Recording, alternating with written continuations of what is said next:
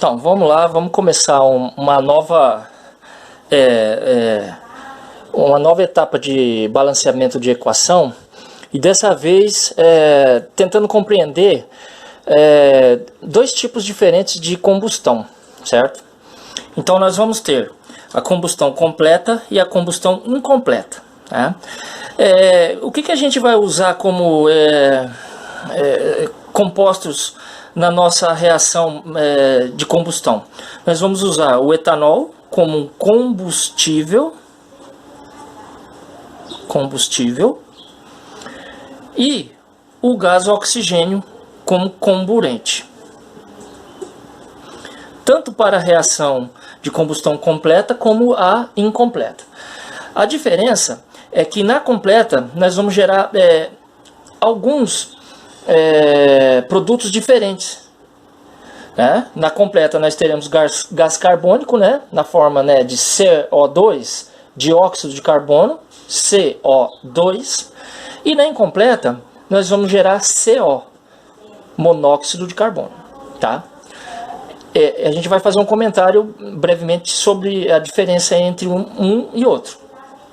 Bom, vamos então fazer o balanceamento da primeira equação, da completa, tá? Então eu tenho etanol na presença de oxigênio formando CO2 mais água. Bom, como que a gente fazia?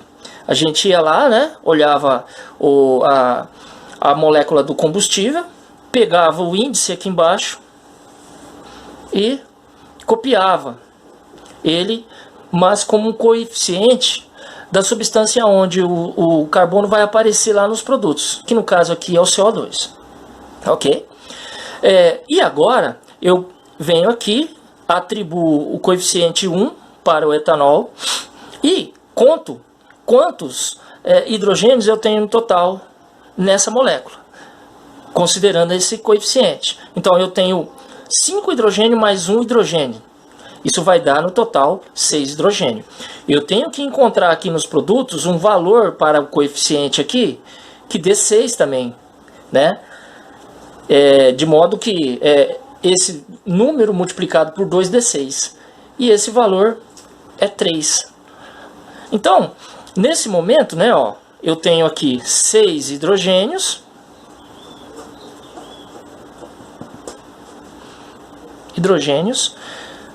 nos reagentes e 6 hidrogênios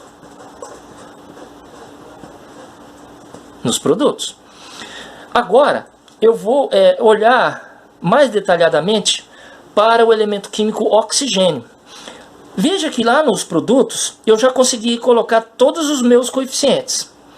Eu não consegui colocar coeficiente aqui no oxigênio, na molécula de oxigênio. Mas como que eu vou fazer? Eu vou contar todos os oxigênios que eu tenho nos produtos. Então, ó, olhando para o oxigênio, 2 vezes 2, 4 oxigênios. Eu tenho 4 átomos de oxigênios. Mais os oxigênios da água, 3 vezes 1, 3 oxigênios. Quando eu somo isso tudo, eu vou ter 7 oxigênios nos produtos, ok? Eu tenho que garantir que eu tenha 7 oxigênios nos reagentes. Veja que nos reagentes, a molécula de etanol, ela já traz com ela um oxigênio, certo? Então eu já tenho um oxigênio aqui. Eu tenho que encontrar um número, tá? Eu vou colocar aqui, ó, um oxigênio mais eu tenho que encontrar um número para colocar aqui, de modo que dê 6, porque 6 mais 1 vai dar 7, né? Que número que eu posso colocar aqui, que multiplicado por 2 vai dar 6? Esse seria 3, certo? Porque 3 vezes 2 é igual a 6 oxigênios. Quando eu somo tudo isso, eu vou ter 7 oxigênio. Observe que agora eu já coloquei coeficiente em todas, antes de cada fórmula. Mas eu tenho que conferir, né? Ó. Então, quantos carbonos eu tenho nos reagentes? 1 vezes 2, 2. 2 vezes 1, 2 lá no produto. Ok. Hidrogênio, 5. Mais 1, 6. Eu só tenho uma molécula, então eu tenho 6 hidrogênios ali, no etanol. Eu tenho que ter 6 lá também. Nós já havíamos feito isso lá nos produtos. Eu tenho 6 então lá no produto, da maneira que a gente já tinha feito lá no início. Oxigênio, eu tenho 1 mais 6 dá 7. E a gente já tinha contado, né? 7 oxigênio lá nos produtos. Ok, então essa equação está balanceada. Agora eu vou olhar com um pouquinho mais de cuidado a equação aqui embaixo, né? Que é uma equação de combustão incompleta. E a gente vai entender por que ela leva esse nome, equação combustão incompleta. Da mesma maneira que eu fiz lá em cima, a gente vai reagir etanol na presença de oxigênio. Mas na reação de combustão incompleta, a gente não obtém como resultado dessa reação química o produto CO2, como a gente tinha aqui em cima. A gente tem o CO, o monóxido de carbono. Tá? Eu volto a falar sobre essa molécula daqui a pouquinho. Antes vamos balancear essa equação. Como que a gente faz? O mesmo procedimento, né? Ó, copio o índice aqui, jogo ele para cá, né? Vou contar, coloco o coeficiente aqui 1, vou contar os hidrogênios, novamente eu tenho 6 hidrogênios, 5 mais 1 é 6, eu tenho que colocar um número aqui que multiplicado por 2 vai dar 6, novamente é 3, só faltou o oxigênio, né, para me colocar como coeficiente e balancear a minha equação. Como que eu faço? Eu conto, né, os oxigênios, né? 2 vezes 1, 2 oxigênios. 3 vezes 1, 3 oxigênios. O total disso vai dar 5 oxigênios nos meus produtos.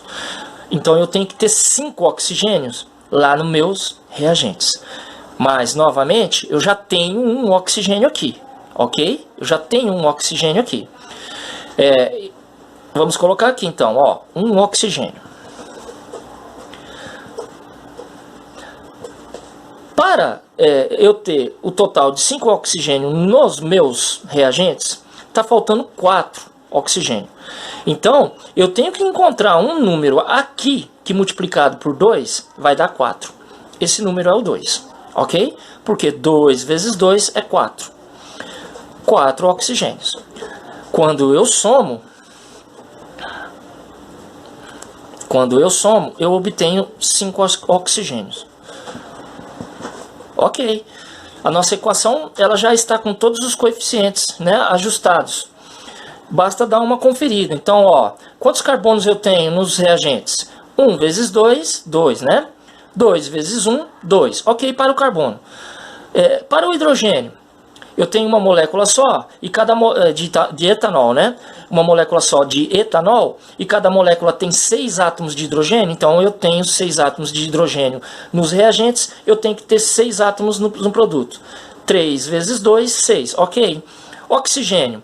Eu tenho um oxigênio aqui e 4 oxigênio aqui. Total dá 5. E nos produtos, eu também tenho 5, né? Então, essa equação está balanceada. Bom,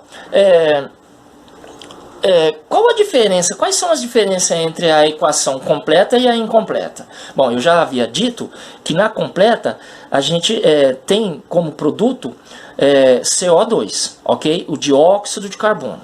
E na incompleta a gente tem como produto o CO, o monóxido de carbono. Observe que não tem o índice 2 aqui, como aqui em cima, o que faz com que essas substâncias não sejam as mesmas. E a gente vê isso pelas suas propriedades químicas. O monóxido de carbono, a gente pode considerar ela como uma substância extremamente tóxica, ok? O monóxido de carbono. Basta uma pequena concentração dela em algum local onde a gente está ali respirando, essa substância, e isso pode causar assim, um problema tão sério que pode levar a gente à morte, certo? Qual que é a outra diferença entre que a gente está conseguindo observar entre a combustão completa e a incompleta? Observe, aqui nos produtos de ambas as equações, a gente observa que a completa ela tem um coeficiente 3 para a molécula de oxigênio e um coeficiente 2 para a molécula de oxigênio na incompleta, né? O que isso me faz pensar? Que para uma reação completa de combustão, né, de uma combustão completa, ela vai acontecer na hora que eu tiver na presença de uma grande quantidade de oxigênio.